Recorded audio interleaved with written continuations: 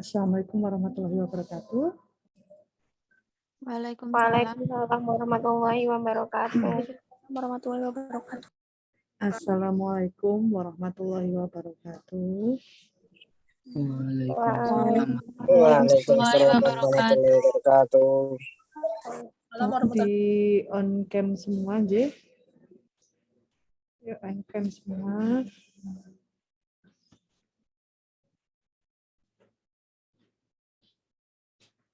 Yes. Sebelum perkuliahan kita mulai pada sore hari ini, alangkah lebih baiknya kita berdoa terlebih dahulu. Berdoa dipersilahkan.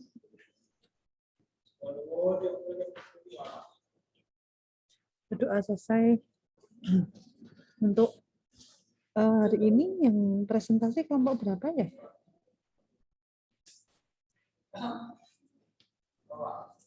Kelompoknya sudah masuk di sini? Halo? Suara saya terdengar? Terdengar. Terdengar, Ibu. Oke, untuk yang presentasi hari ini siapa kelompok berapa? Kelompok 5, Ibu. Kelompok 5. Kelompok 5 namanya siapa saja? Siapa saja ini? Kelompok 5. Kelompok 5 siapa saja? Sudah hadir di sini? Sudah, Ibu. Ya. Ya, coba siapa saja coba. Jika sudah, berarti dipersiapkan untuk presentasi. Tolong koordinasikan dengan kelompoknya. Untuk hari ini yang jadi moderator siapa ya? Mas Muhammad Sani Akub jadi moderator, nggih? Mas Sani, terdengar suara saya? Halo?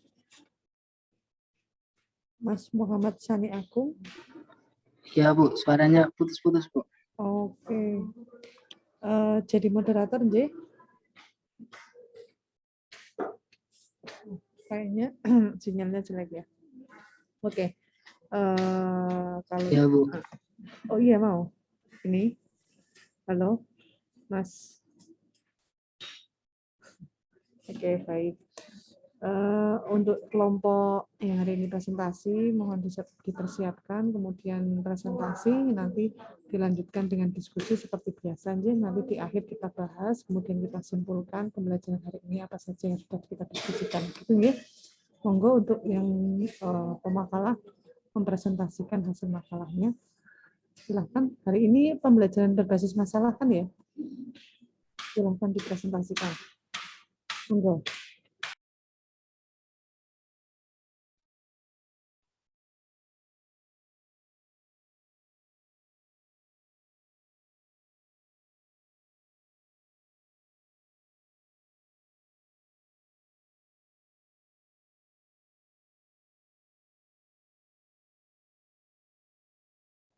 Baik, sebelumnya izin masuk. Assalamualaikum warahmatullahi wabarakatuh. Waalaikumsalam warahmatullahi wabarakatuh. Kelompok 5 sudah hadir semua ya.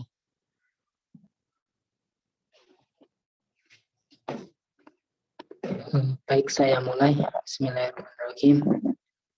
Alhamdulillahirabbil alamin wa bihi nasta'in ala umuri dunya waddin wassalatu wassalamu ala asyrofil anbiya'i wal mursalin sayyidina wa maulana Muhammadin wa ala alihi washabihi ajmain. Yang terhormat kepada Ibu Yusinta Dwi Aryani selaku SPD selaku dosen pengampu mata kuliah strategi belajar mengajar, serta teman-teman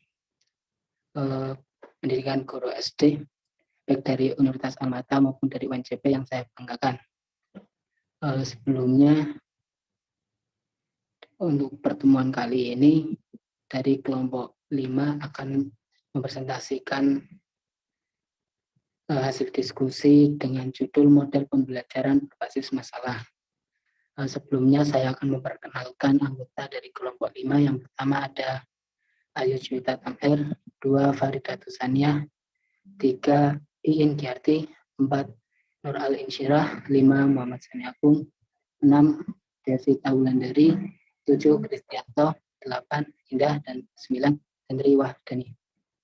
Baik, sebelum memulai presentasi diskusi pada hari ini, marilah kita membaca basmalah terlebih dahulu. Bismillahirrahmanirrahim. Bismillahirrahmanirrahim. Bismillahirrahmanirrahim.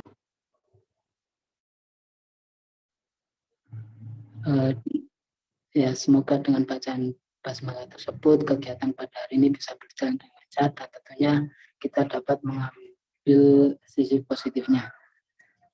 Baik, untuk mempersingkat waktu, bagi anggota kelompok yang bertugas mempresentasikan materinya, saya persilahkan. Baik, saya Nur Al-Insyirah akan membacakan materi yang pertama. Materi pertama adalah definisi model pembelajaran berbasis masalah. Model pembelajaran berbasis masalah adalah suatu strategi pembelajaran yang digunakan oleh guru dalam proses kegiatan pembelajaran dengan menggunakan masalah dan menggunakan berbagai langkah untuk mengumpulkan pengetahuan, sehingga siswa dapat berpikir kritis dan efisien dalam belajar secara individu maupun kelompok, kecuali sampai menemukan solusi dari masalah tersebut. Peran guru dalam model pembelajaran masalah ini sebagai fasilitator dan membuktikan asumsi juga dapat mendengarkan perspektif yang ada pada siswa, sehingga yang berperan aktif di dalam pada saat pembelajaran adalah siswa.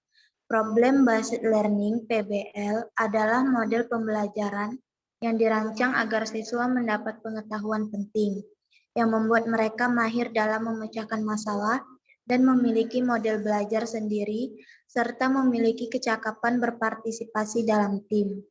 Proses pembelajarannya menggunakan pendekatan yang sistemik untuk memecahkan masalah atau menghadapi tantangan yang nanti perlu dalam kehidupan sehari-hari.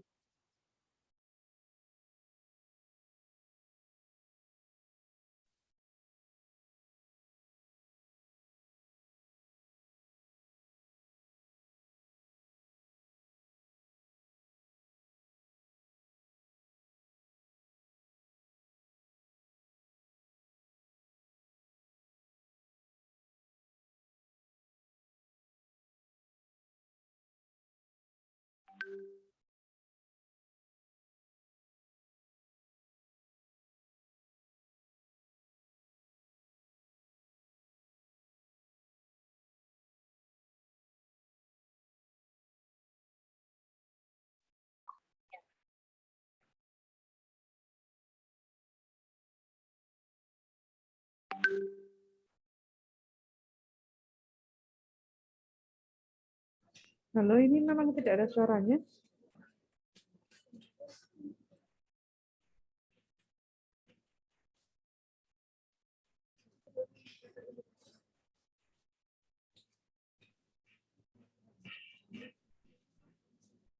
Halo? Suara saya terdengar tidak ya? Terdengar, Bu. Dengar, Bu. Memang tidak ada suara untuk presentasinya. Yang presentasi? Oke, Bu, tidak ada. Mungkin terkendala sih.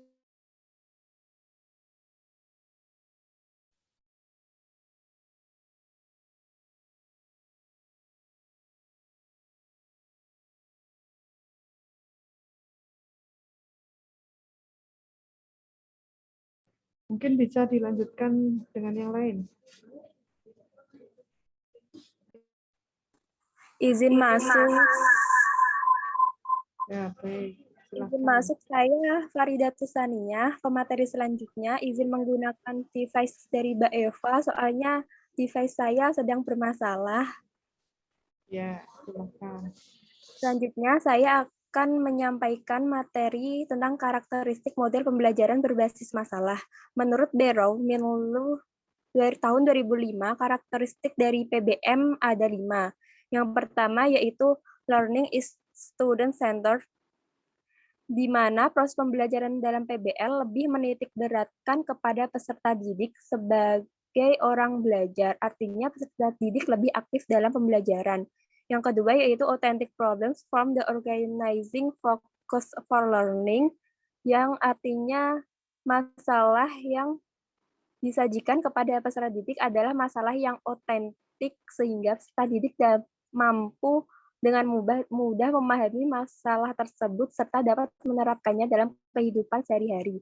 Yang ketiga yaitu new information is acquired through self-directed learning. Artinya, dalam proses pemecahan masalah, mungkin saja peserta didik belum mengetahui dan memahami semua pengetahuan prasyaratnya, sehingga peserta didik berusaha untuk mencari sendiri melalui sumbernya, baik dari buku atau informasi yang lainnya. Yang keempat yaitu learning occurs in small groups, artinya agar terjadi interaksi ilmiah dan tukar pemikiran dalam usaha membangun pengetahuan secara kolaboratif, maka PBM dilaksanakan dalam kelompok kecil. Dan yang terakhir yaitu teachers as facilitators. Artinya guru hanya berperan sebagai fasilitator.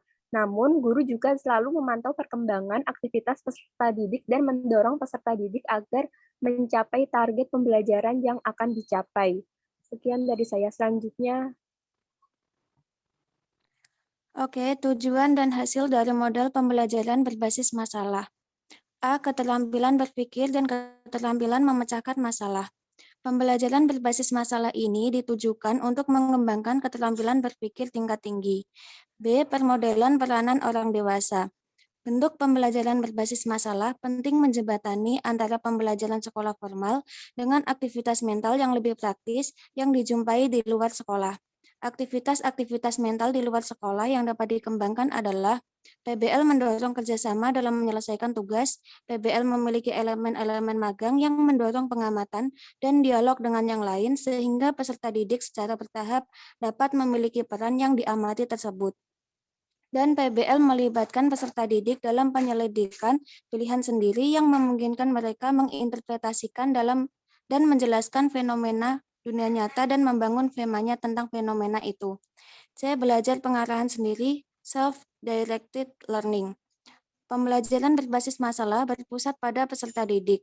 Peserta didik harus dapat menentukan sendiri apa yang harus dipelajari dan dari mana informasi harus diperoleh, di bawah bimbingan guru.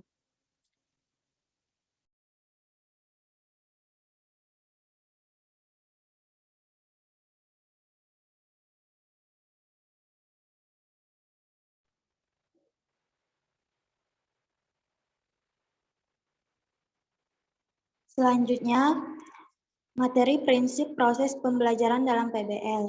A.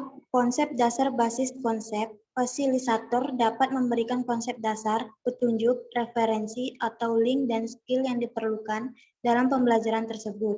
Hal ini dimaksudkan agar peserta didik lebih cepat masuk dalam atmosfer pembelajaran dan mendapatkan peta yang akurat tentang arah dan tujuan pembelajaran. B. Definisian masalah atau defining the problem. Fasilitator mengungkapkan skenario atau permasalahan dan dalam kelompoknya siswa melakukan aneka macam kegiatan. C. Pembelajaran mandiri atau self-learning. Setelah mengetahui tugasnya, masing-masing peserta didik mencari berbagai sumber yang dapat memperjelas isu yang sedang diinvestigasi. D. Pertukaran pengetahuan atau exchange knowledge. Peserta didik berdiskusi dalam kelompoknya untuk mengklarifikasi capaiannya dan merumuskan solusi dari permasalahan kelompok. E. Penilaian asesmen. Penilaian dilakukan dengan memadukan 3 aspek pengetahuan, knowledge, kecakapan skill, dan sikap attitude. Selanjutnya,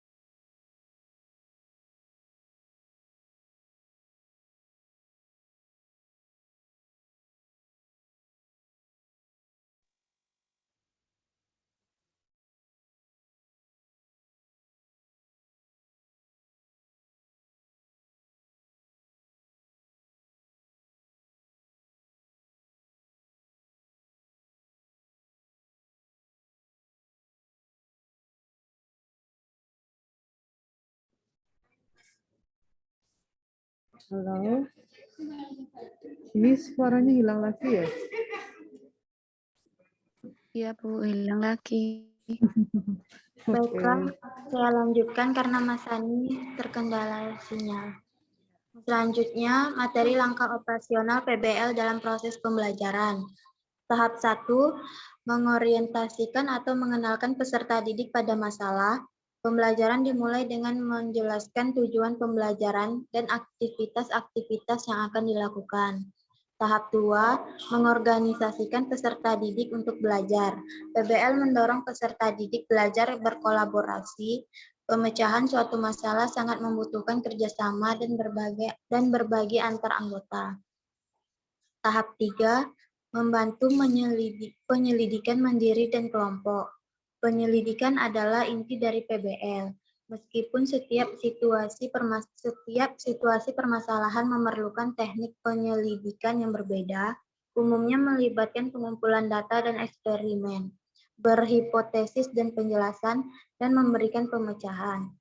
Tahap keempat, mengembangkan dan menyajikan hasil karya dan mempamerkannya.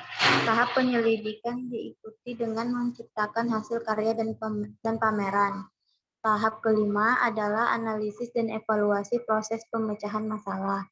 Proses ini merupakan tahap akhir dalam PBL yang digunakan untuk membantu peserta didik menganalisis dan mengevaluasi proses mereka sendiri dan keterampilan penyelidikan dan intelektual yang mereka gunakan. Selanjutnya, materi sistem penilaian dalam PBL. Penilaian dalam pembelajaran berbasis masalah dilakukan dengan memadukan aspek pengetahuan, knowledge, kecakapan skill, dan sikap attitude. Penilaian aspek kecakapan diukur dari penguasaan alat bantu pembelajaran, baik software, hardware, maupun kemampuan perancangan dan pengujian. Penilaian aspek sikap dilihat dari penguasaan soft skill, yaitu keaktifan dan partisipasi dalam diskusi, kemampuan bekerja sama dalam tim, dan kehadiran dalam pembelajaran. Bobot penilaian ketiga aspek tersebut ditentukan oleh guru mata pelajaran yang bersangkutan. Materi selanjutnya, kelebihan model pembelajaran berbasis masalah. Kelebihan pembelajaran berbasis masalah, peserta didik mempunyai kemampuan dalam membangun pengetahuan sendiri melalui belajar. Yang kedua, peserta didik didukung untuk memiliki kemampuan memecahkan masalah dalam kehidupan nyata. Yang ketiga, materi pembelajaran lebih fokus pada permasalahan yang dipelajari, sehingga materi yang tidak berhubungan dengan masalah yang ada tidak dipelajari. Hal tersebut dapat mengurangi beban peserta didik dengan menghafal atau menyimpan informasi. Yang keempat, peserta didik dapat berkomunikasi ilmiah dalam kegiatan diskusi atau presentasi hasil pekerjaan mereka. Yang kelima, adanya aktivitas ilmiah pada peserta didik melalui kerja kelompok. Yang keenam, peserta didik terbiasa menggunakan sumber-sumber pengetahuan selain guru, seperti dari perpustakaan, internet, wawancara, dan observasi. Yang ketujuh, peserta didik mempunyai kemampuan dalam menilai peningkatan belajarnya sendiri. Kedelapan, kesulitan belajar yang dialami peserta didik secara individual dapat diatasi melalui kerja kelompok dalam bentuk peer teaching. Yang terakhir, kekurangan model pembelajaran berbasis masalah. Kekurangan pembelajaran berbasis masalah yang pertama adalah PBM tidak dapat diaplikasikan untuk setiap materi pembelajaran. Ada bagian guru berperan aktif dalam menyajikan materi. PBM lebih cocok untuk pembelajaran yang menurut kemampuan tertentu yang kaitannya dengan pemecahan masalah. Yang kedua, pada kelas dengan keberagaman yang tinggi dapat terjadi kesulitan dalam pembagian tugas. Yang ketiga, PBM kurang cocok untuk diterapkan di sekolah dasar karena masalah kemampuan bekerja dalam kelompok. PBM sangat cocok untuk peserta didik menengah maupun perguruan tinggi. Yang keempat, membutuhkan waktu yang lebih banyak sehingga ditakutkan tidak dapat menjangkau keseluruhan konten yang diharapkan, walaupun PBM berfokus pada masalah bukan konten materi. Yang kelima, membutuhkan kemampuan guru yang mampu mendorong dan memotivasi kerja peserta didik dalam kelompok secara efektif. Yang terakhir, sumber yang dibutuhkan tidak lengkap. Sekian dan terima kasih. Saya kembalikan kepada moderator.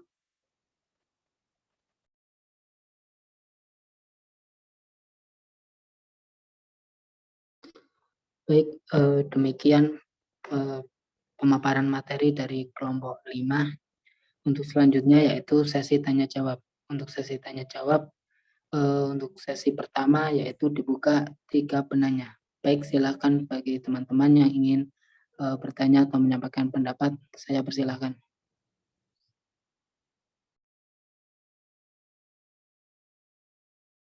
Ayo silakan yang mau Izin masuk tanya. moderator.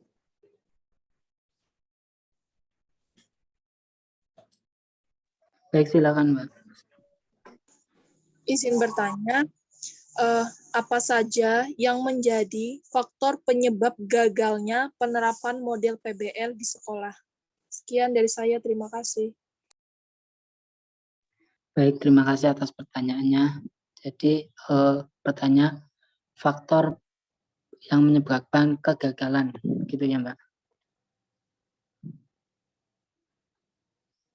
Iya, Mas, saya terus catat ya. Oke. Mohon ditunggu jawabannya ya. Silakan bagi teman-teman yang lain apabila Izin bertanya, ingin. moderator.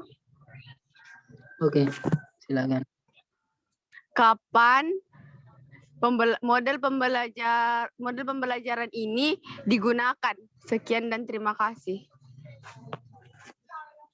Baik, pertanyaan saya tampung. Mohon ditunggu jawabannya.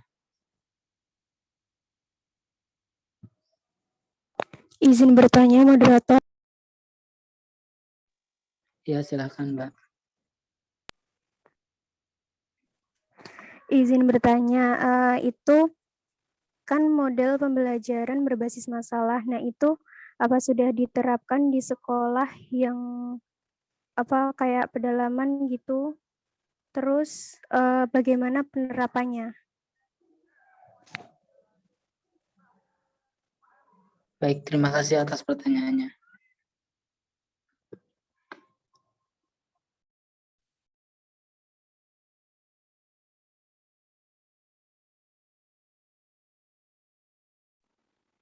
Izin masuk, moderator.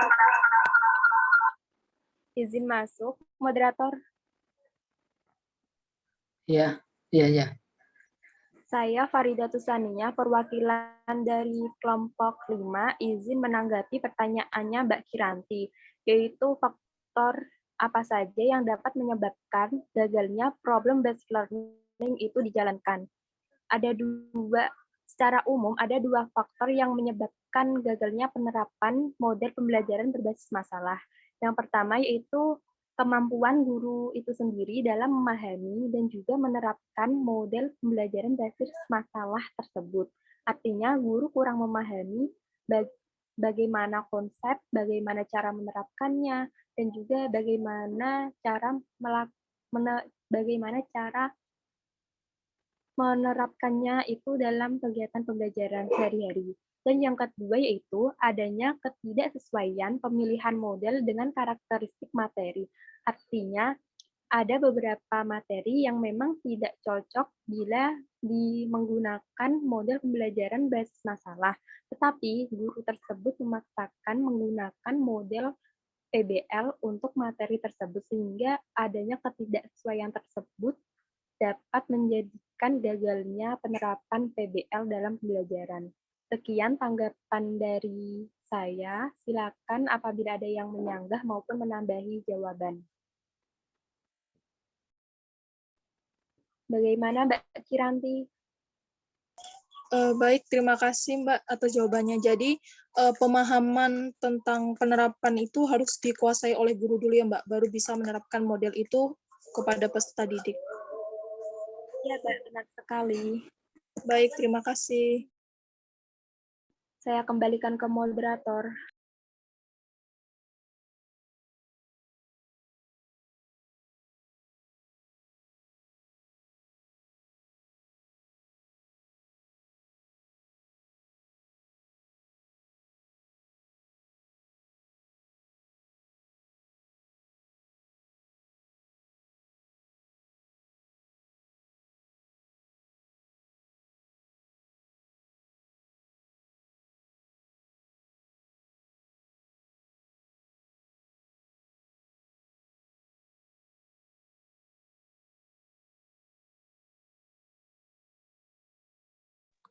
Mohon maaf tadi untuk pertanyaan yang kedua dengan pertanyaan kapan model pembelajaran PBL dilaksanakan itu atas nama siapa ya? Atas nama Puspita dari kelompok Iya, 1. terima kasih. Sama-sama.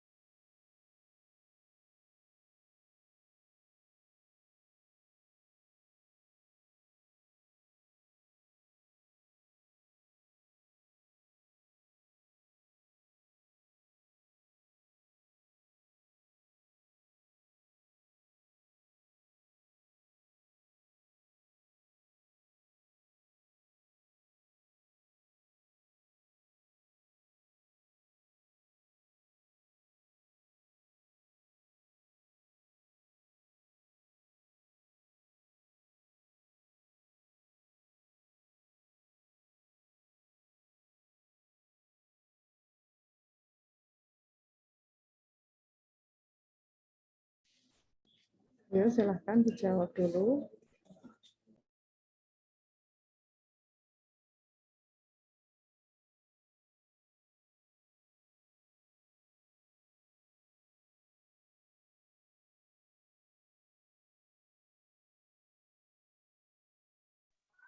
Mohon ditunggu ya teman-teman, masih mencari jawabannya.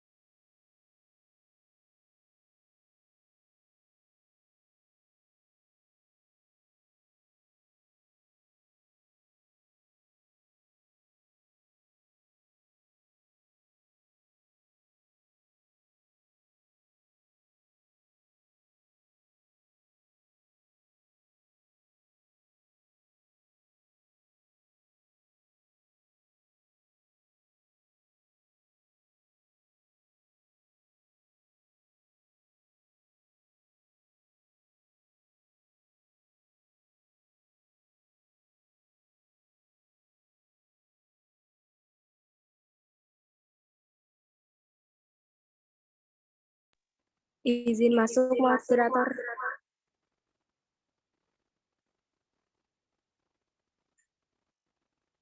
Baik, silakan, Mbak.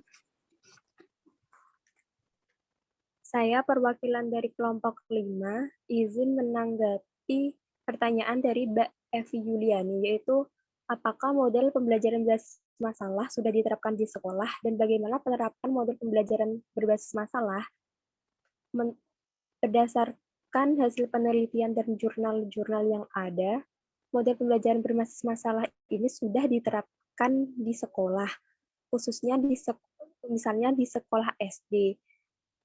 Contohnya penelitian Rodiah pada 2009 bahwa penerapan pembelajaran berbasis masalah berhasil meningkatkan hasil belajar IPA siswa hingga mencapai 74%. Sedangkan juga penelitian Tri Wahyuningsi pada tahun 2009 menunjukkan bahwa model pembelajaran berbasis masalah dapat meningkatkan hasil belajar siswa hingga mencapai tingkat penguasaan 80,3%.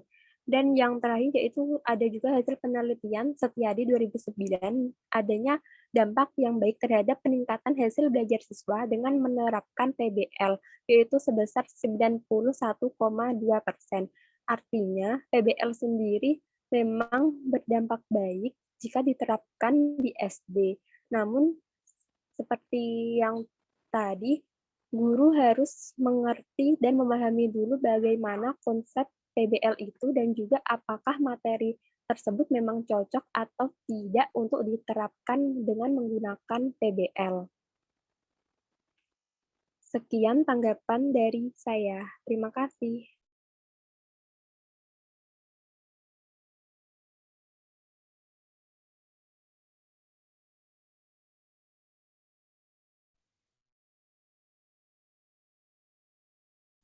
Baik, bagaimana? Apakah jawabannya bisa diterima?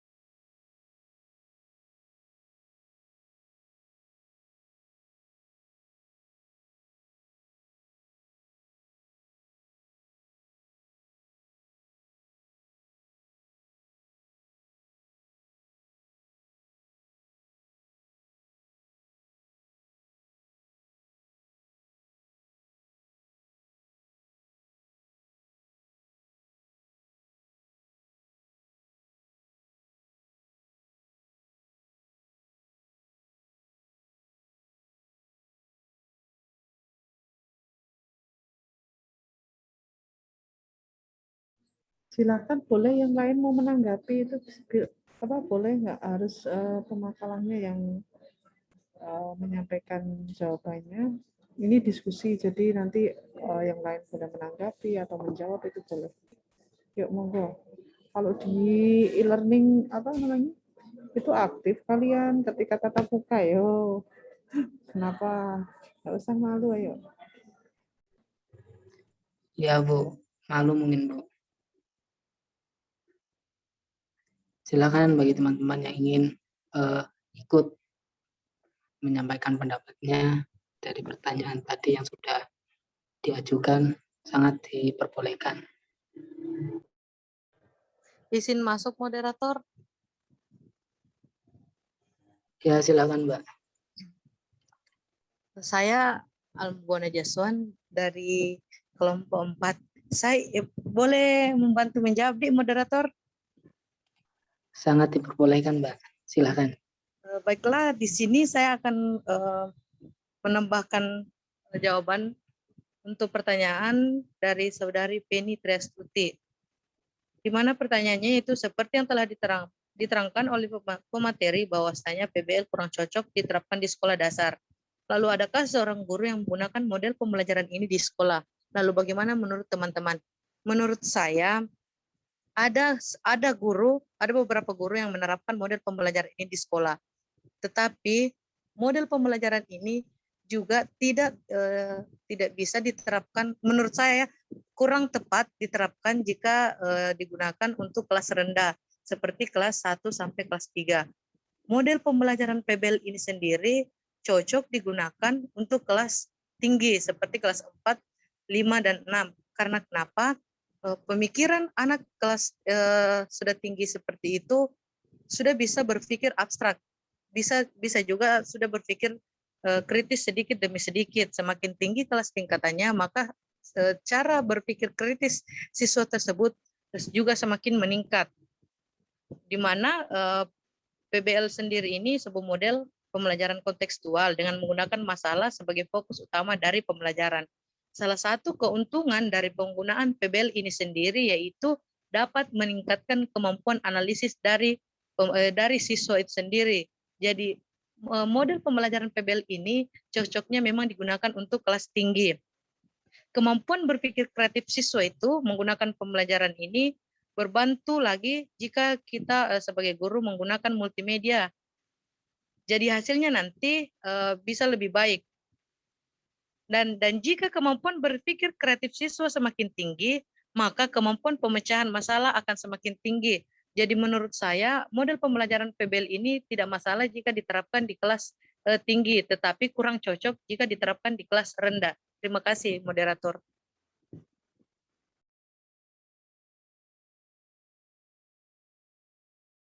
Saya kembalikan ke moderator. Terima kasih. Ya, baik, terima kasih atas jawabannya.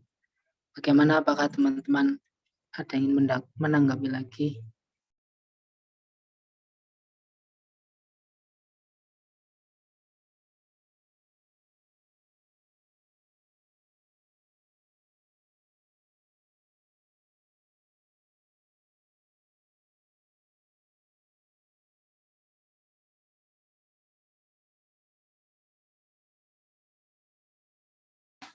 Silakan jika ada yang mau menanggapi, monggo.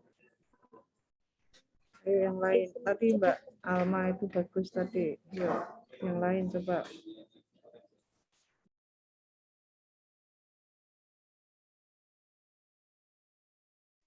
Izin masuk moderator. Ya, silakan, Mbak. Izin menambahi dari jawaban Mbak Alma atas pertanyaan Mbak Feni.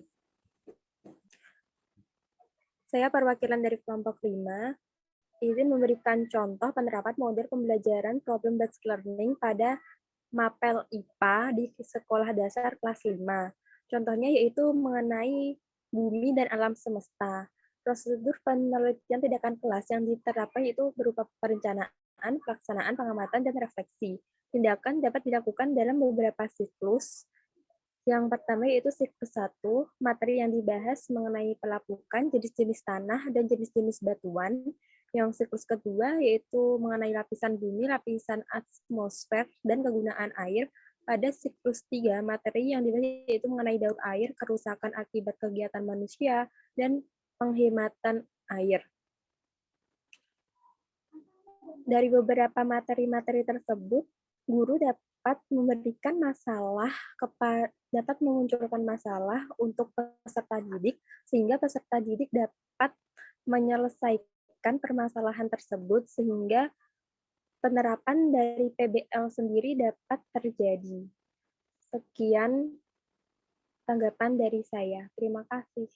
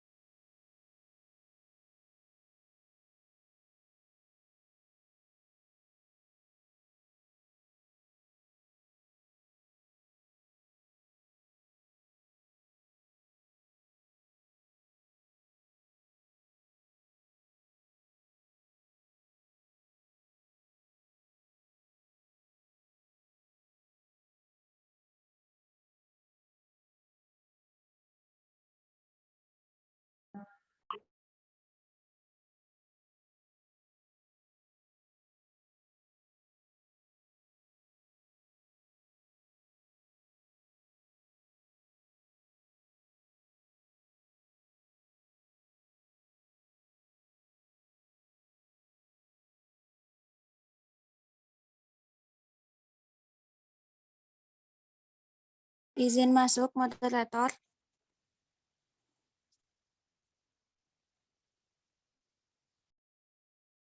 Ya, silakan, Mbak. Saya perwakilan dari kelompok 5, izin menjawab pertanyaan dari Mbak Puspita.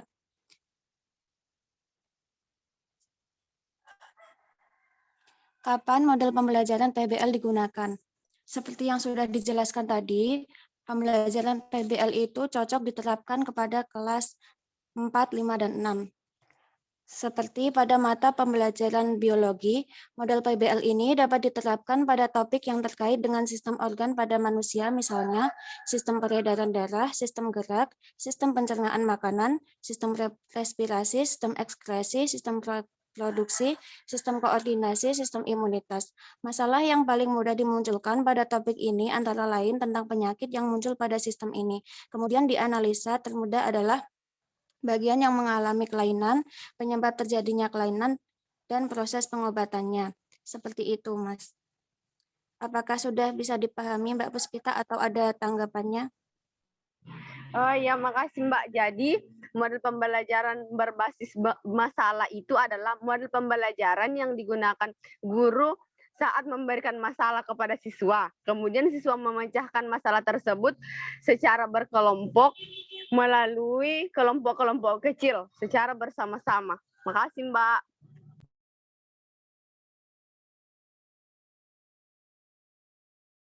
Ini tadi ini ya, saya nggak buka chat malah. Apa? Nggak di share screen ya sama teman-teman ya? Iya, Bu. Untuk materinya ya. Oke, nggak apa-apa. Apa namanya? Nanti di akhir-akhir coba di share screen sebentar ke teman-teman. Tadi yang share screen nanti perwakilan aja, satu aja dari kelompok berapa ini tadi? Kelompok 5, Bu. Coba ya Mas Sani ya. Nah, saya share screen. Saya coba jadikan host. Mohon maaf, Bu. Ya. Laptop saya error. Oh, gitu. Yang siapa yang biasa share screen ini?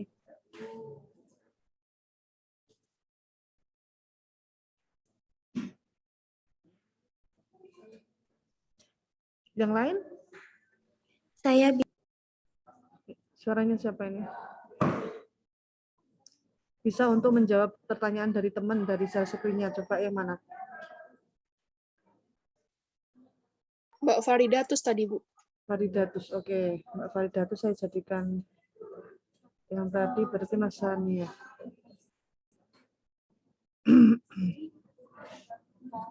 Nggak bisa.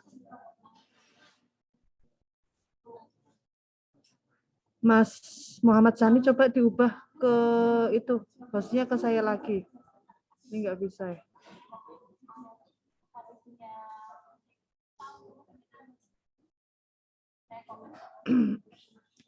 Mas Muhammad Sani mendengar saya?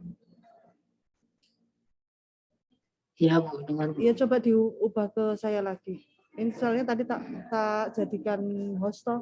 Ini kalau nggak diubah ke saya lagi atau Mas Muhammad Sani langsung ke Faridatus Saniyah coba dijadikan host.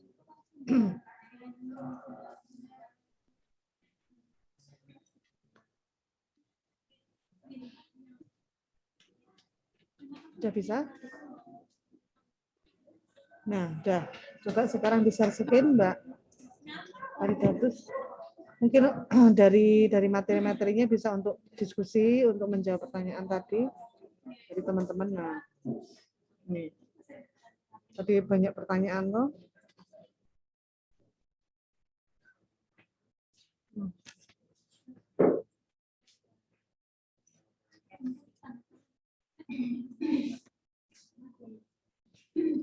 Yes, apa namanya? Yang lain bisa saling menjelaskan. Yang lain biasa sambil menjelaskan. Ini untuk PPT tetap ditampilkan. Gitu. Tadi pertanyaannya sampai mana?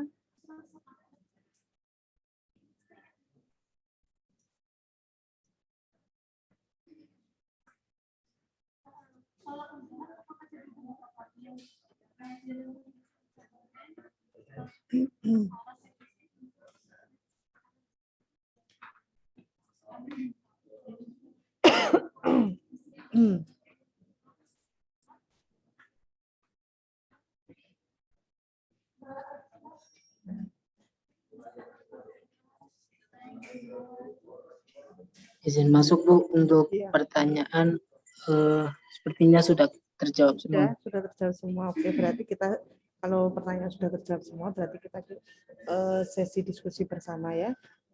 Oke, tadi kita membahas mengenai model pembelajaran berbasis masalah. Apa itu pembelajaran berbasis masalah? Kalau dari kelompok ini menyampaikan suatu strategi pembelajaran yang digunakan oleh guru dalam proses kegiatan pembelajaran dengan menggunakan masalah dan menggunakan berbagai langkah untuk mengumpulkan pengetahuan.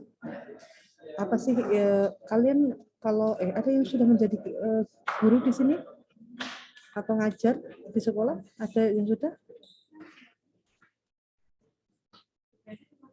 Belum ada ya. Oke, baik. Kita bahas mengenai PBL ini ya. Baik.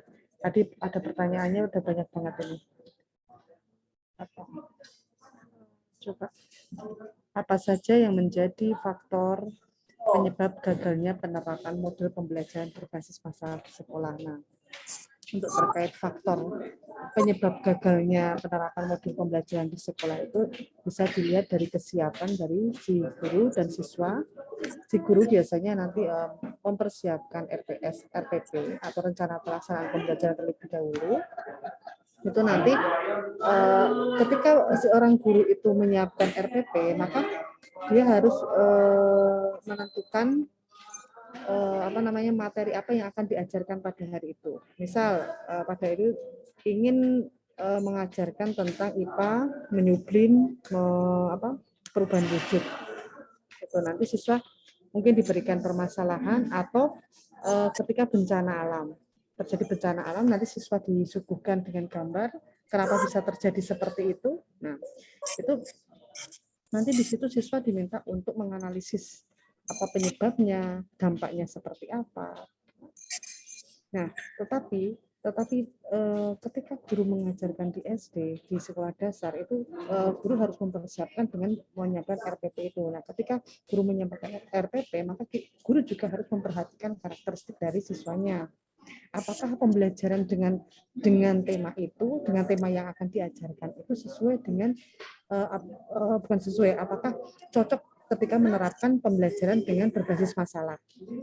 Jadi harus ditentukan dulu apakah tema atau materi yang akan diajarkan itu sesuai nggak sih untuk dengan menggunakan model pembelajaran berbasis masalah. Belum tentu semua tema masuk ke dalam model pembelajaran berbasis masalah itu.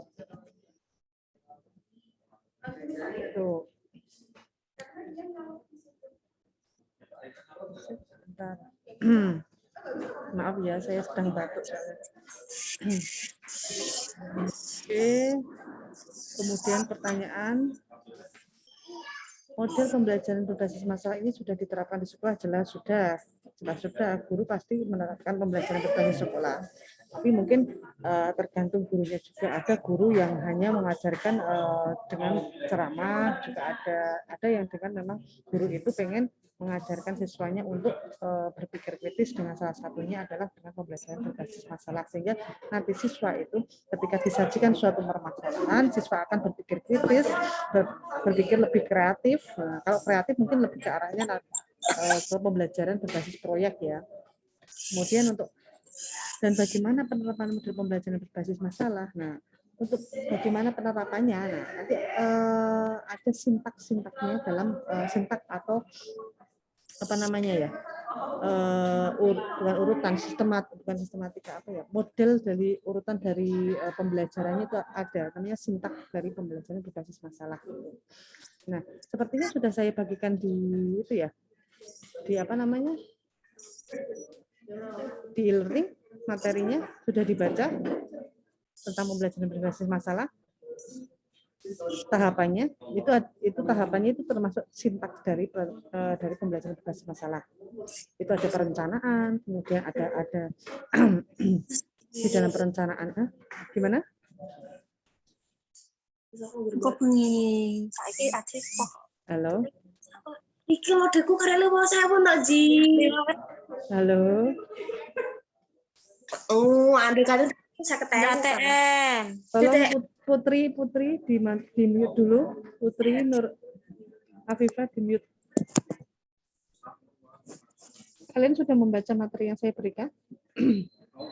Itu di situ ada tentang terkait langkah-langkah dari pembelajaran PBL. Nah, itu langkah-langkahnya itu adalah cara-cara kalian ketika nantinya mengajarkan tentang pembelajaran berbasis masalah atau sintaksnya itu. Ada tahap perencanaan PBL itu, dari tahap perencanaan itu ada mengklarifikasi konten dan tujuan prosesnya, kemudian ada memilih atau merancang masalahnya itu seperti apa, kemudian mengidentifikasi sumber daya, menyiapkan penilaiannya, kemudian mengatur kelompoknya juga nanti diatur oleh guru, kemudian mengorientasi siswa pada pembelajaran berbasis masalah. Kemudian tahap pelaksanaannya, ada penyajian masalahnya, kemudian ada merencanakan investigasinya, kemudian ada melakukan investigasi, kemudian mendemonstrasikan pembelajarannya, kemudian ada refleksi dan tanggung jawab. Nah, itu salah satu dari sintaks atau langkah-langkah dari pembelajaran berbasis masalah.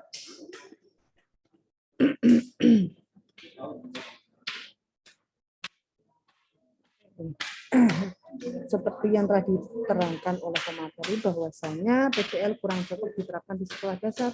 Siapa yang bilang PBL tidak cocok di sekolah dasar? Sangat cocok di sekolah dasar, justru malah ini melatih siswa untuk berpikir kritis dengan disajikan permasalahan-permasalahan, konteks permasalahan menggunakan model pembelajaran ini. Nah, itu tadi ya. Tadi sudah dijawab ini ya. Tadi memang pemakalah bilang kurang cocok diterapkan di sekolah dasar. Ya memang kalau untuk sekolah dasar itu lebih tepatnya itu di kelas tinggi 4, 5, 6. Tapi sebenarnya di kelas rendah pun bisa, asalkan menyajikan permasalahan yang lebih sederhana dibandingkan kelas tinggi, gitu ya. Kemudian pertanyaan apa? Oh, sudah. Berarti model PBL ini kurang cocok, tapi bisa diterapkan dalam kelas tinggi. Oke. Sudah, oke. Oke, sekarang udah pertanyaan sudah dibahas ya. Sekarang kita kembali ke materi utamanya tentang PBL. Nah, ketika kalian sudah mempelajari, ketika kalian sudah menyimak dari apa yang dijelaskan oleh pemakalah, itu sebenarnya kalian sudah memiliki bayangan nggak tentang pembelajaran berbasis masalah itu seperti apa? Ada yang tahu pembelajaran berbasis masalah itu apa sih? Apakah itu suatu model pendekatan atau apa sih? Jadi di sini yang namanya pendekatan pembelajaran berbasis masalah itu adalah suatu pendekatan yang berpusat pada siswa yang melibatkan pelajaran dalam penyelidikan terhadap situasi masalah dalam suatu masalah yang kompleks. Itu yang ketika mengajar di sekolah, misal kelas 5, kalian menjadi seorang guru, kemudian kalian menampilkan berbagai permasalahan, ada yang tawuran, ada yang mungkin teroris bom suatu tempat peribadahan. Nah, kemudian kalian tempelkan di papan tulis. Siswanya nanti disuruh ada gambar A, gambar B. Nanti kalian bikin kelompok, kemudian dari kelompok itu nanti ada kelompok yang menganalisis dari permasalahan yang tawuran, yang satunya mungkin yang masjid dibom. Itu nanti sajikan dari gambar itu kenapa bisa terjadi seperti itu, dampaknya apa, penyebabnya apa. Nah, itu nanti siswanya disuruh untuk menganalisis. Kemudian bagaimana penyelesaiannya? Mereka memberikan rekomendasi terkait permasalahan tersebut. Nah, nanti di situ di siswa nanti pasti akan berpikir, mereka akan berpikir kritis, mereka akan mencari, ya kan?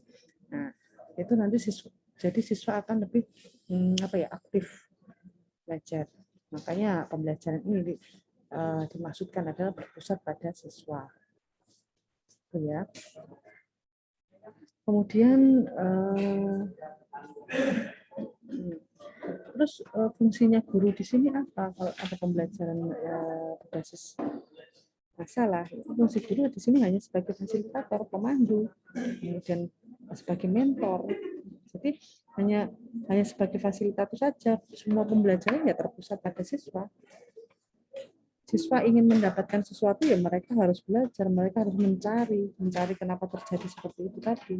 Nanti setelah siswa sudah mencari dan menemukan permasalahannya, kemudian mereka menemukan solusinya, kemudian nanti mereka diminta untuk maju ke depan menjelaskan apa yang mereka sudah dapatkan dari gambar itu. Dari gambar yang tadi disajikan ada 2 permasalahan, yang satu tawuran, yang satu bom di tempat beribadah. Itu salah satu contoh dari misalnya ingin menerapkan pembelajaran berbasis masalah. Gitu ya. Kemudian tadi coba apa saja yang ditampilkan karakteristiknya. Coba karakteristiknya ya. Karakteristiknya ini disampaikan di sini. Coba karakteristiknya dari pemakalah coba disampaikan. Berarti yang kebagian karakteristik siapa?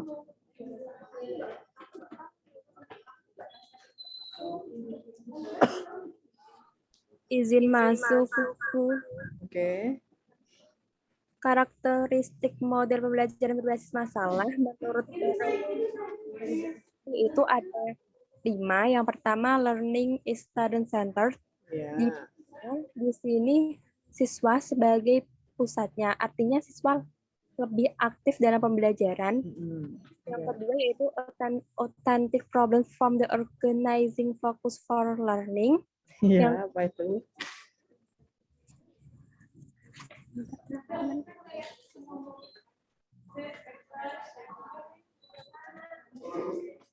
Apa? Ayo.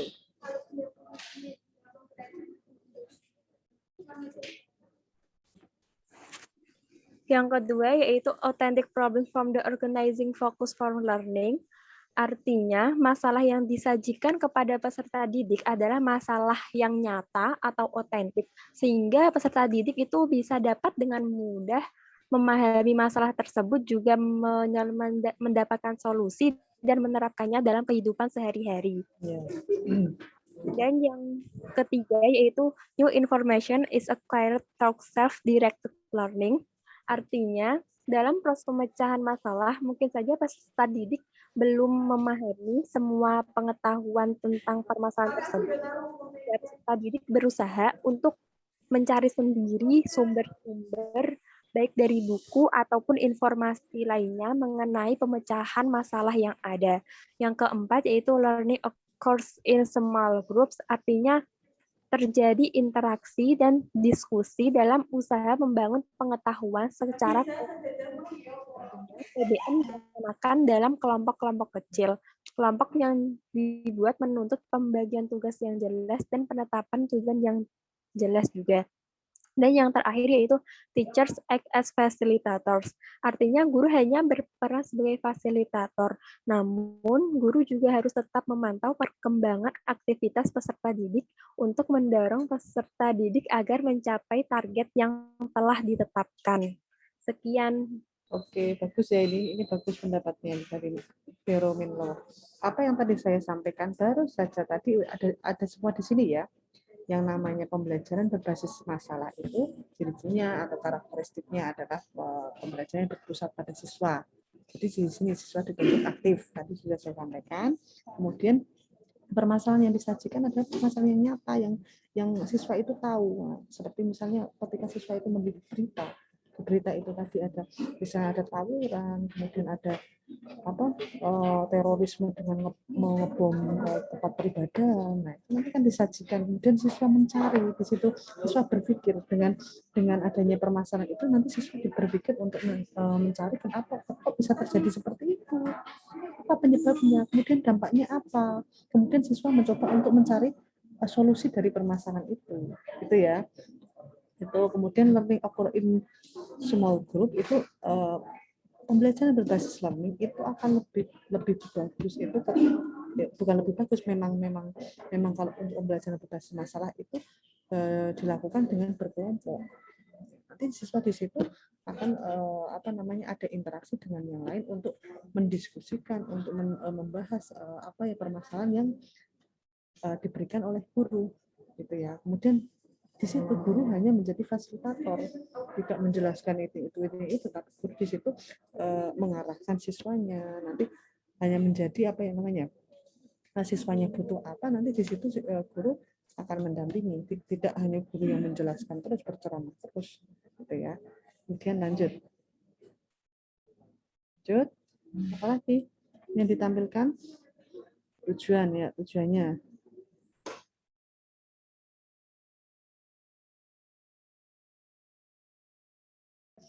Sebentar ya, sebentar.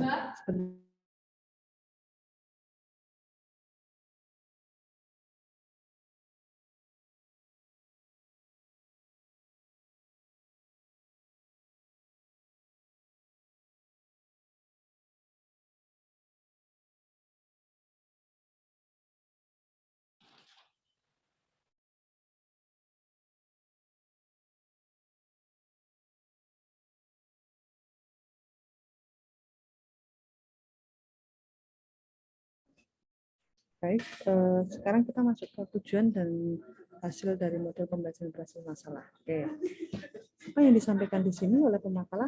Coba, siapa tadi yang kebagian ini? Siapa? Oke, yuk sampaikan. Jadi tujuan dan hasil dari model pembelajaran berbasis masalah itu, pembelajaran berbasis masalah ini ditunjukkan untuk mengembangkan keterampilan berpikir tingkat tinggi. Nah, melalui kegiatan diskusi berarti siswa diberikan masalah, lalu siswa menyelesaikan masalah itu sendiri, sehingga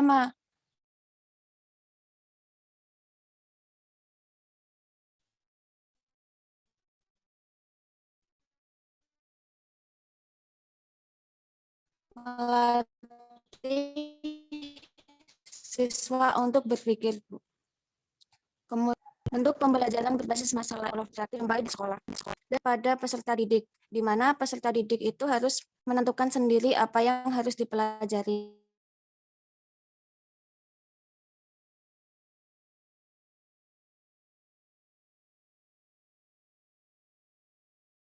Sudah? Ini sinyalnya aneh ya? Sudah?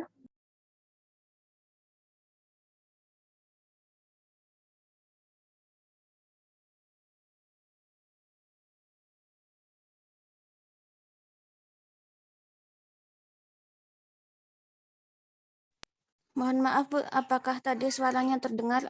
Soalnya lagi ini sinyalnya susah. Iya, putus-putus tadi. Tadi putus-putus. Baik, saya ulangi. Ringkasnya itu pembelajaran berbasis masalah ini ditunjukkan untuk mengembangkan keterampilan berpikir tingkat tinggi. Jadi melalui kegiatan diskusi, siswa dapat memecahkan masalah dan dapat melatih berpikir siswa. Selanjutnya, bentuk pembelajaran berbasis masalah itu penting untuk menjembatani antara pembelajaran sekolah formal dengan aktivitas mental yang lebih praktis yang dijumpai di luar sekolah. Selanjutnya juga, pembelajaran berbasis masalah ini berpusat pada peserta didik. Nantinya itu peserta didik harus dapat menentukan sendiri apa yang harus dipelajari, tetapi harus juga di bawah bimbingan guru, Bu. Oke. Jadi pembelajaran berbasis masalah ini kalau saya itu sangat diperlukan untuk zaman sekarang untuk diterapkan di SD. Karena ketika kita menerapkan pembelajaran berbasis masalah ini, maka siswa itu nanti akan dituntut menjadi berpikir yang tingkat tinggi atau high order thinking skill. Itu jadi nanti lingkungan belajar untuk kegiatan itu contohnya dengan adanya keterbukaan, keterlibatan aktif siswa, kemudian ada suasana kebebasan mereka untuk berpikir, kebebasan intelektual, kemandirian dan keberagaman itu nanti diarahkan, diakui yang pasti setiap anak itu nanti akan memiliki pandangan yang berbeda terhadap suatu permasalahan. Nah, itu nanti asiknya ketika mereka diskusi itu nanti di situ. Ketika mereka disajikan suatu permasalahan, kemudian mereka mencari solusi atau mencari kenapa penyebabnya, pasti nanti akan ada di dalam kelompok itu akan timbul perbedaan pendapat. Nah, di situ nanti siswa akan bagaimana mereka mengemas dari kelompoknya itu untuk menyampaikan hasilnya dari diskusi itu. Maka di situ juga ada manfaat interaksi sosialisasi di situ ada untuk PBL gitu ya. Jadi PBL ini memanfaatkan rasa ingin tahu alami siswanya, imajinasinya, pencarian pemahaman siswa. Siswa itu ingin mencari tahu kok bisa terjadi seperti itu. Nah, jadi masalah-masalah yang disajikan tadi ya benar, masalah yang nyata, masalah yang menarik, yang memotivasi siswa.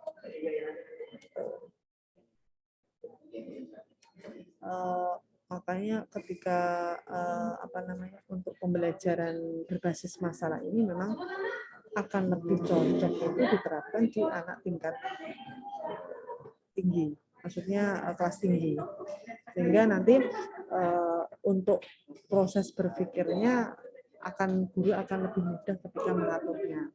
Ya. Tapi untuk anak kelas rendah pun tidak masalah jika gurunya itu nanti mampu untuk menerapkan pembelajaran berbasis masalah dengan permasalahan-permasalahan yang mungkin lebih ditata lebih sederhana gitu.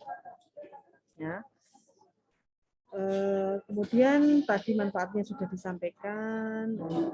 Jadi dalam kegiatan pembelajaran itu melibatkan pemikiran, pemecahan masalah dan pemahaman itu memiliki efek yang lebih positif ke siswanya. Bahkan nanti prestasinya juga siswanya tidak hanya sekedar menyebutkan, menjelaskan atau apa. Siswanya sudah dia bisa menganalisis dan bisa mencari solusi dari suatu permasalahan.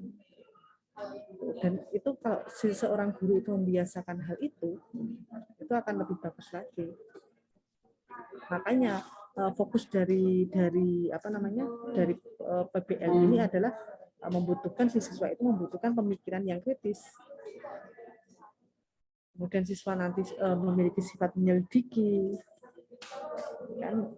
Dan nantinya ketika siswa itu berpikir kritis, kemudian dia menyelidiki suatu permasalahan, maka akan ada peluang itu siswa untuk berpikir lebih kreatif. Tuh ya. Oke. Apalagi lanjutannya?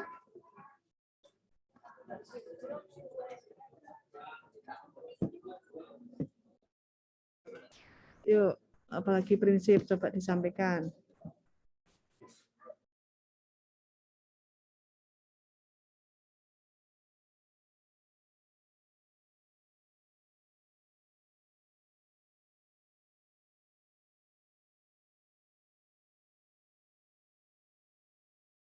Jadi disampaikan siapa yang dapat untuk presentasi kebagian ini prinsip proses pembelajaran dalam PBL. Monggo.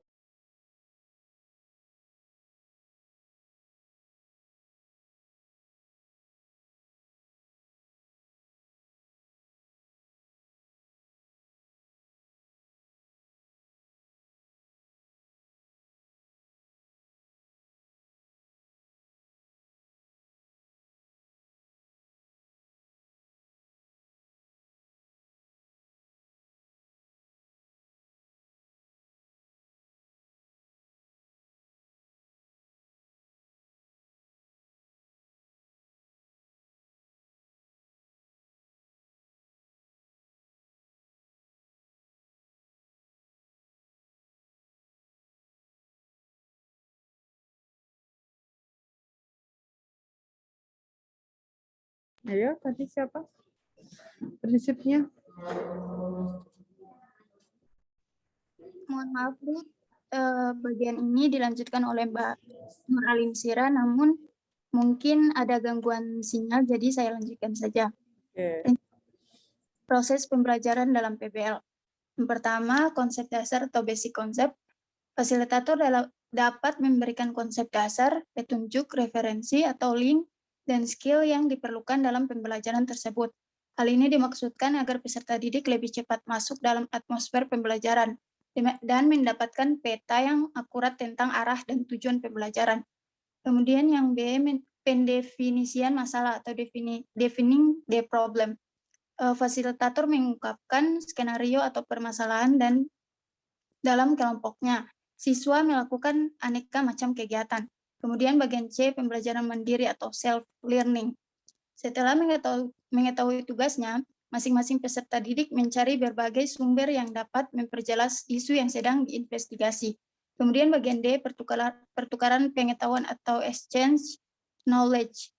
Peserta didik berdiskusi dalam kelompoknya untuk mengklarifikasi pencapaiannya dan merumuskan solusi dari permasalahan kelompok. Kemudian bagian yang terakhir, penilaian atau assessment. Penilaian dilakukan dengan memadukan tiga aspek pengetahuan, tiga aspek yaitu pengetahuan atau knowledge, kecakapan atau skill, dan sikap atau attitude.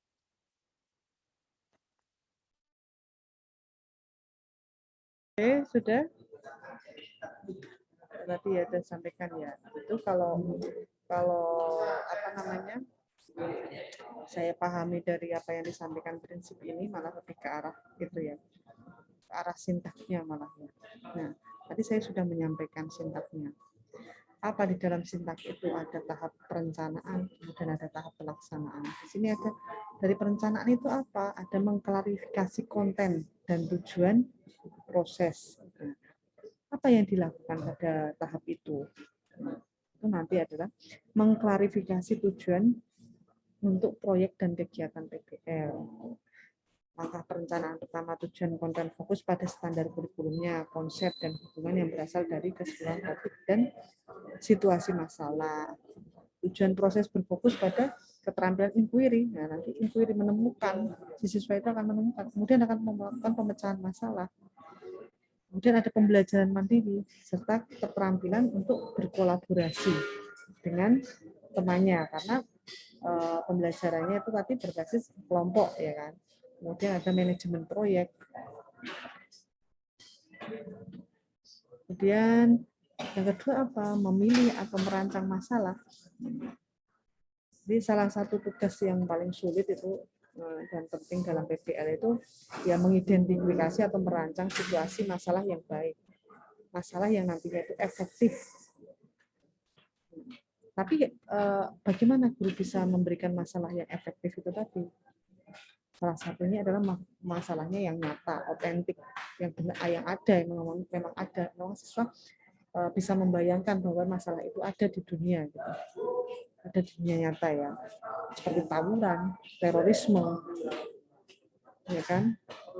Kemudian ada apa namanya perbedaan tawuran karena perbedaan etnis.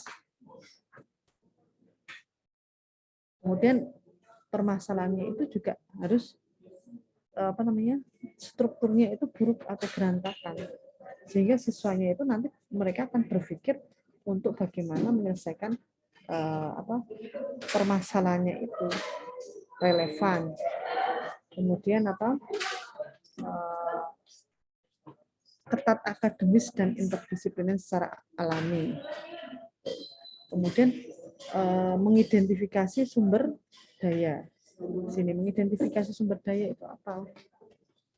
Ini itu tugas perencanaan kunci lainnya adalah mengidentifikasi dan menemukan sumber daya untuk digunakan siswa dalam penyelidikan mereka untuk memfasilitasi gaya belajar yang berbeda dan perspektif yang berbeda. Kemudian berbagai bahan tentang masalah yang sedang diselidiki itu perlu diamankan.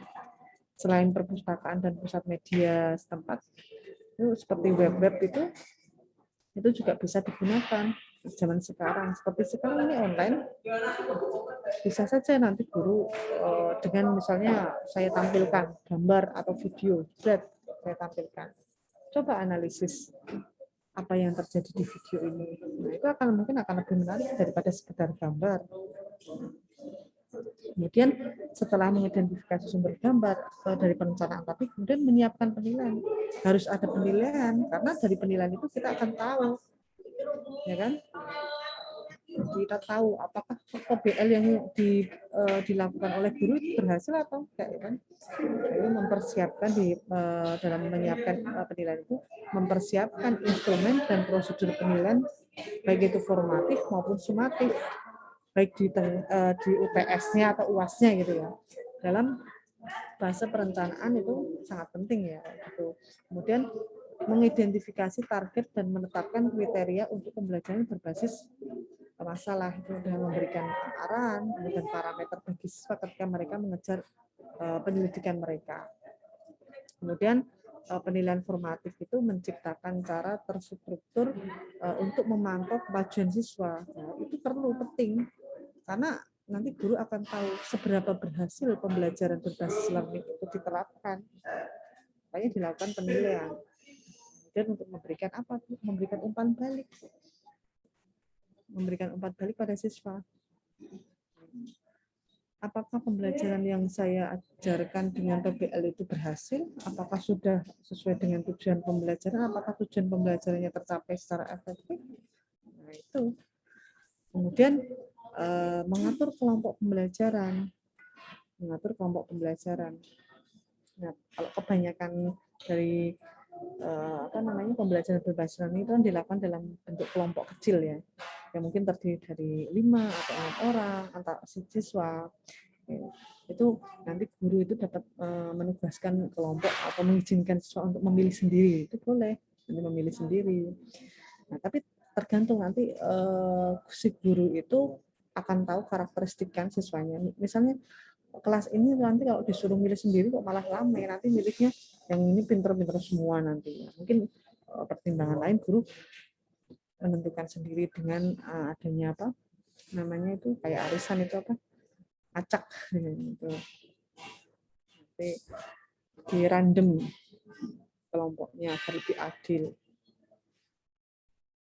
Atau mungkin nanti guru dalam kelompok itu nanti ada kemampuan yang heterogen, ada yang pinter, ada yang sedang, kemudian ada yang kurang, mungkin bisa disatukan. Jadi nanti yang pinter itu bisa mengajarkan pada yang kurang tadi.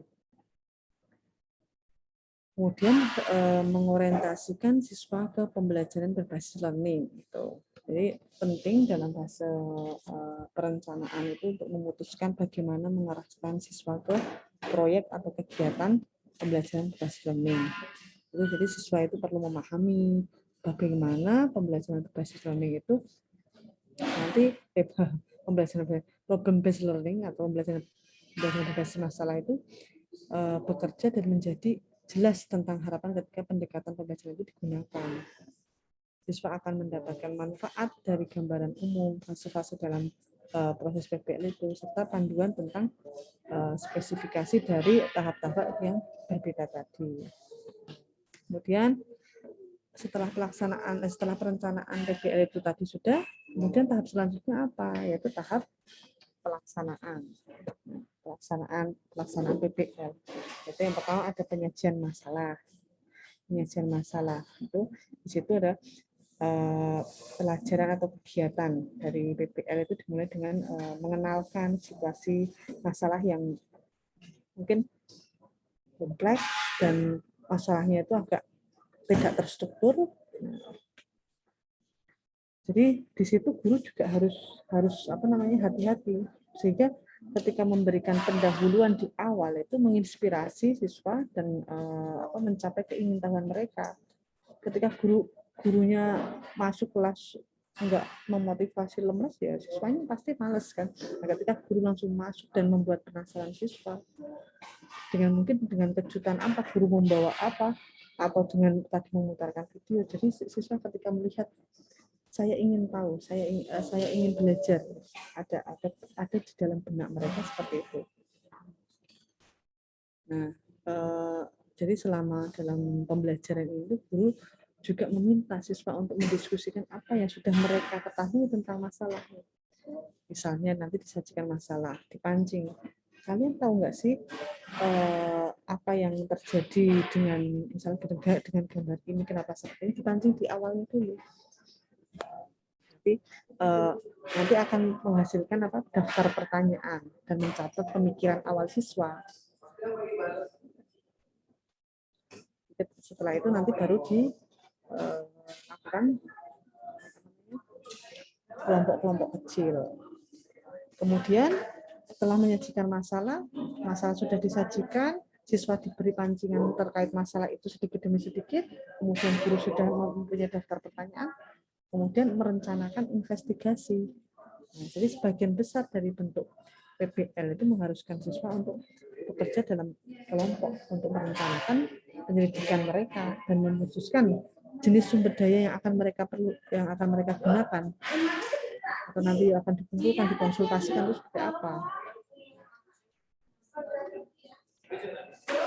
Nah, biasanya di sini nanti guru itu memberikan kriteria, template atau daftar periksa untuk memandu perencanaan dan penyelidikan siswanya. Jadi tidak hanya sekedar disodorkan itu selesai ya, tapi nanti mungkin guru harus menyiapkan kriterianya, template-nya seperti apa, daftar periksa seperti apa, sehingga siswanya itu mungkin ketika sudah punya daftarnya yang diberikan guru akan lebih mudah. Dan penyelidikan siswa itu, karena dalam pembelajaran berbasis masalah nanti siswanya kan akan menjadi kayak detektif gitu kan, penyelidikan, kok bisa terjadi seperti itu ya. Nah, di sini guru itu juga harus memberikan kebebasan mereka untuk untuk merencanakan penyelidikan mereka. Setiap kelompok belajar itu nanti menyelesaikan rencana dari keseluruhan pada fase-fase yang sudah dilalui tadi. Mengidentifikasi tugas, sumber daya, jadwal, dan tanggung jawab setiap kelompoknya. Ya memang kalau untuk dilakukan di kelas rendah itu memang sedikit sulit karena anak-anaknya kan masih berpikirnya itu masih konkret ya, harus konkret toh. Mereka nggak paham kalau kita tidak menjelaskan secara langsung. Kemudian setelah tadi melakukan investigasi, kemudian mendemonstrasikan pembelajaran. Nah, pembelajaran berbasis masalah itu nanti berujung pada semacam presentasi kelompok atau tampilan akhir. Jadi kegiatan-kegiatan ini akan memberikan kesempatan bagi siswa untuk menunjukkan apa yang telah mereka pelajari dan didiskusikan, dan bahkan mungkin berdebat ya satu sama lain, karena ketika mereka disajikan suatu permasalahan mereka akan memiliki persepsi atau gambaran yang berbeda-beda dengan yang temannya.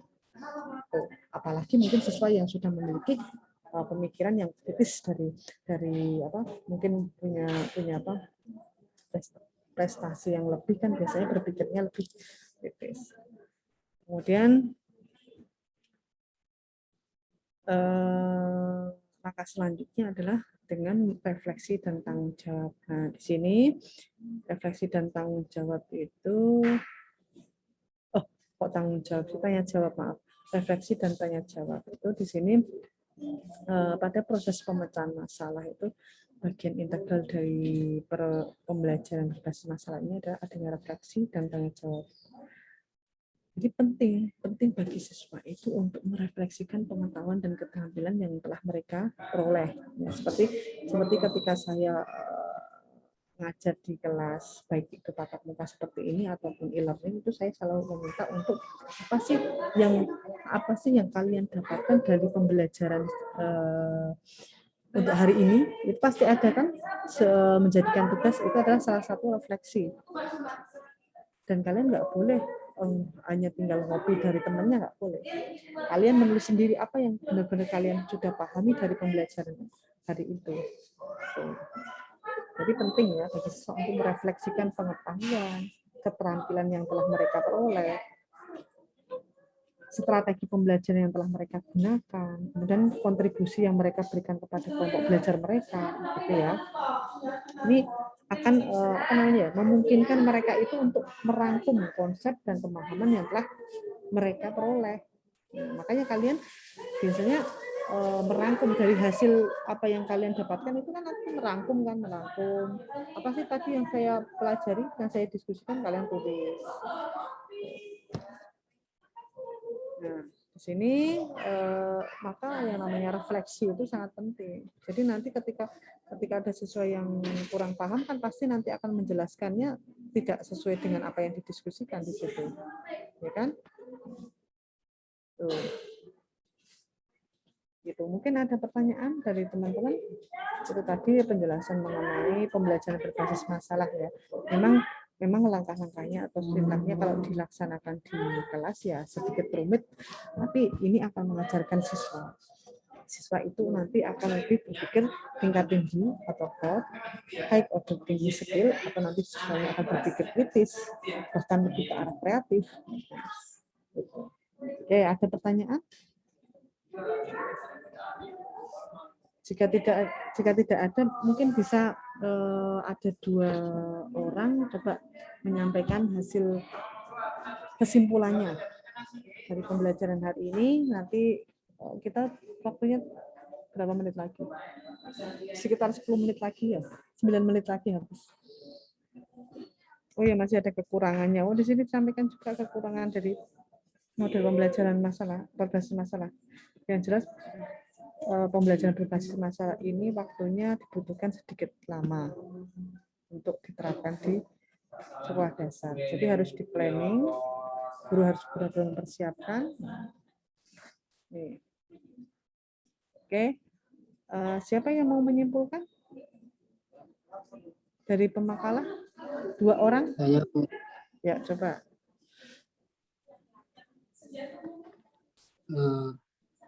Dari hasil diskusi tadi, yang dapat saya simpulkan yaitu model pembelajaran berbasis masalah adalah suatu model pendekatan pembelajaran yang digunakan oleh guru dengan menggunakan masalah dan menggunakan berbagai langkah untuk mengumpulkan pengetahuan sehingga peserta didik dapat berpikir kritis dalam belajar secara individu maupun kelompok kecil sampai menemukan solusi dari masalah tersebut. Untuk PBL ini memiliki tujuan yaitu mengembangkan peserta didik dalam keterampilan berpikir dan keterampilan menangani masalah, belajar berperan menjadi orang dewasa, serta dapat melatih peserta didik menjadi mandiri. Kemudian PBL ini cocok diterapkan di berbagai tingkatan pendidikan baik SD, SMP, SMA maupun perguruan tinggi. Tetapi pada tingkat SD lebih cocok diterapkan pada kelas tingkat tinggi antara kelas 4, 5 dan 6. Sekian dari saya, Bu. Oke, bagus ya Mas Muhammad Sani Agung. Oke, bagus apa yang disampaikan tadi. Sepertinya Mas Muhammad Sani Agung menyimak ya apa yang kita bahas hari ini, kita diskusikan tentang pembelajaran berbasis masalah itu seperti apa, kemudian penerapannya, sintaknya seperti apa, ada tadi prinsipnya itu ya, kemudian paling cocok diterapkan di mana. Sebenarnya cocok semua, tapi kalau di SD yang saya sarankan ya di kelas tinggi. Tapi kalau memang gurunya mampu untuk kelas rendah dengan tahu karakteristiknya anaknya mungkin penurut, kalau di kelas rendah ya nggak masalah. Yang akan mengelola kelasnya itu kan guru, yang tahu itu kan guru. Jadi nanti guru mau menggunakan model seperti apa itu nanti guru sudah punya gambaran sendiri. Misalkan guru A kemudian ngajarnya di SD A, yang guru B ngajar di SD B. Kemudian guru A tiba-tiba suruh ngajar di SD B, dia belum tentu akan menerapkan model pembelajaran yang sama karena dia tidak tahu karakteristik siswanya di situ seperti apa, gitu ya. Jadi tetap harus memperhatikan dan guru disarankan selalu membuat RPP untuk setiap kegiatan pembelajaran. Satu lagi setelah itu nanti kita akhiri perkuliahannya. Monggo satu lagi, yuk siapa?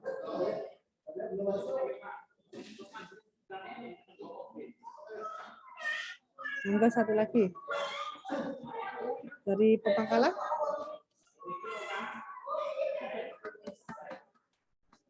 Atau mungkin pertanyaan? Atau sudah lelah? Sudah lelah ya? Oke, masih ada 5 menit sebenarnya sih. Mungkin untuk hari ini, untuk besok minggu depan masih tetap tatap muka ya, seperti ini ya. Besok yang maju kelompok siapa? Kelompok 6, Bu. Oh, kelompok 6. Ya, besok terakhir ya? Untuk Selasa depan, ya kan? Terakhir kan? Ya, Bu. Ya, itu tentang pembelajaran value clarification, klarifikasi nilai. Nah, itu menarik itu nanti ya. Itu menarik untuk dibahas nanti. Oke, untuk pertemuan berikutnya dipersiapkan kelompok 6 itu untuk klarifikasi nilai, values clarification. Itu menarik pembahasannya. Dipersiapkan untuk besok tetap tatap muka seperti ini. Oke, untuk hari ini mungkin itu cukupkan. Jika ada kesalahan atau apa yang saya sampaikan atau menyinggung kalian pada hari ini, saya mohon maaf ya. Mungkin kita akhiri dengan membaca hamdalah. Alhamdulillahirrahmanirrahim. Ya baik, untuk perkuliahan hari ini Ibu cukupkan. Terima kasih untuk semuanya. Ibu tutup ya. Wassalamualaikum warahmatullahi wabarakatuh. Waalaikumsalam warahmatullahi wabarakatuh. Waalaikumsalam warahmatullahi wabarakatuh. Terima kasih, Bu. Terima kasih.